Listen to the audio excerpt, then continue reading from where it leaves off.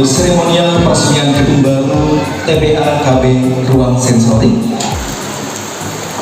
Dan bersama-sama Bapak Ibu dengan mengucap Alhamdulillah dan Bismillah, bersama-sama kita hitung peresmian TPA dan KB Ruang Sensori. Boleh berikan tepuk tangan yang meriah. Silahkan dipotong ditanya Bapak. Alhamdulillahirobbilalamin, hari ini resmi gedung TPA dan KB Ruang Sensori diresmikan.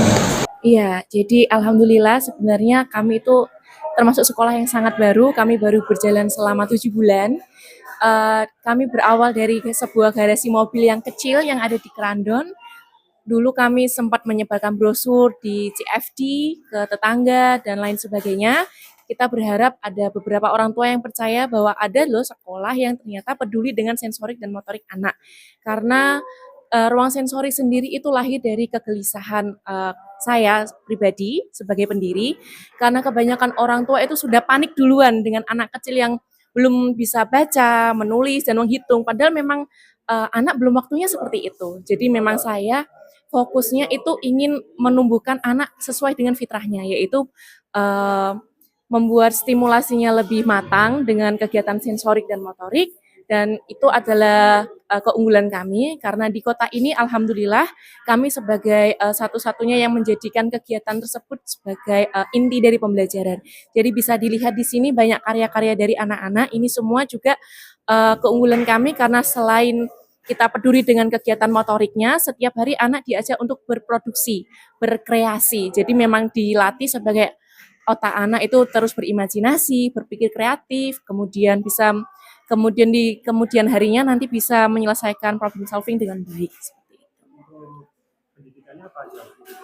Oke, jadi pendidikan kami sendiri memang sebenarnya seperti PAUD pada umumnya, ada pendidikan karakter adab, kemudian pengenalan kepada Allah yang Maha Kuasa, kemudian lingkungan dan sekitarnya, cuman memang kita fokus ke sensorik dan motorik. Jadi memang setiap harinya anak itu ada kegiatan seperti melompat, memanjat, menari, kemudian kegiatan sensoriknya seperti bermain pasir, pom-pom, air, dan lain sebagainya. Dan tidak lupa kurikulum kita juga menggunakan STEM, jadi setiap hari anak-anak juga dilatih untuk membuat suatu benda yang bisa bermanfaat seperti gelas, kursi, dan juga kayu. Itu semua dibuat dengan bahan-bahan yang sederhana yang ada di sekitar seperti kardus, evafoam, dan lain sebagainya. Di samping itu juga keunggulan lain dari sekolah kami juga ada penerapan pembiasaan minum susu sebanyak 2 kotak, kemudian 1 tetes vitamin D, pembiasaan makan telur juga. Jadi memang selain dari fisik anak-anak, kita juga memikirkan tentang kebutuhan jasmaninya juga. Jadi memang asupan gizi yang dimakan oleh anak-anak juga, itu juga semua dari catering sekolah. Jadi insya Allah yang dimakan juga sudah pasti sehat dan juga bergizi. Oke, dari dulu awal kami buka sekolah itu kami cuma ada 2 murid tetap yang bulanan, yang lainnya mingguan hanya coba-coba saja. Tapi alhamdulillah ternyata langsung di minggu kedua itu semua yang mingguan pindah ke bulanan. Karena memang langsung percaya dengan apa yang menjadi keunggulan utama sekolah kami. Karena memang kami kan juga mengizinkan untuk akses CCTV kepada orang tua. Jadi orang tua itu merasa nyaman dan tenang ketika melihat anak-anaknya. Memang selalu ada pro kontra mengenai CCTV, tapi memang kami berkomitmen karena memang anak usia dini itu orang tua itu masih tidak sepenuhnya bisa melepas, karena itu memang golden age. Semuanya tuh pasti ingin mengembang anaknya sendiri, takut, khawatir nanti kalau anakku dijaga tidak sebagaimana mestinya, apalagi kita kan sekolah baru sudah pasti kepercayaannya sangat minim. Tapi alhamdulillah justru dengan CCTV itu sendiri orang tua semakin percaya dan ternyata bisa tahu ya ternyata anak usia dini itu bisa fokus, bisa berkegiatan dengan runtut, bisa bersosialisasi dengan baik dan lain sebagainya. Bisa, ya. Jadi jadi CCTV yang bisa diakses itu di area utama pembelajaran. Jadi ketika berdoa, senam, kemudian mengaji, kegiatan motorik sensorik itu orang tua bisa melihatnya. Kemudian tapi kalau ketika tidur dan ketika toilet training tidak ada CCTV yang bisa diakses, tapi kita ada CCTV-nya. Jadi kenapa di kamar itu tidak disediakan CCTV? Karena kita selain menjaga privasi, kita juga ingin menjadi sekolah yang bebas kejahatan seksual dan juga bullying seperti itu. Awal berdirinya tahun berapa? Baru banget 2025 berarti bulan Juli. Ya, kita buka pertama itu 16 Juli 2025. Jadi awal mula kan berarti bertahap nih. Iya. Dari Iya. Jadi gini, kita pertama kali buka itu waktu karena kalau langsung buka sekolah kita belum siap karena kita sadar diri. Jadi kita dulunya memang daycare biasa aja, penitipan anak preschool. Ya. Kemudian kita buka ketika musim liburan sekolah. Jadi waktu tanggal 16 Juni itu liburan semester anak-anak. Nah, di momen itu kita gencar mencoba iklan juga di ISK juga. Kemudian alhamdulillah banyak orang yang daripada liburannya kemana-mana, nggak jelas di rumah, cuman baring-baring aja. Jadi mending ya udahlah main aja dititipin di situ.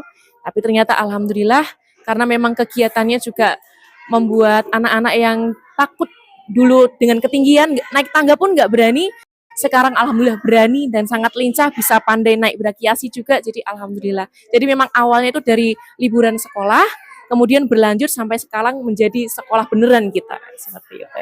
saat ini peserta didiknya berapa? Kalau sekarang alhamdulillah ada 38, untuk yang tiga anaknya itu baby.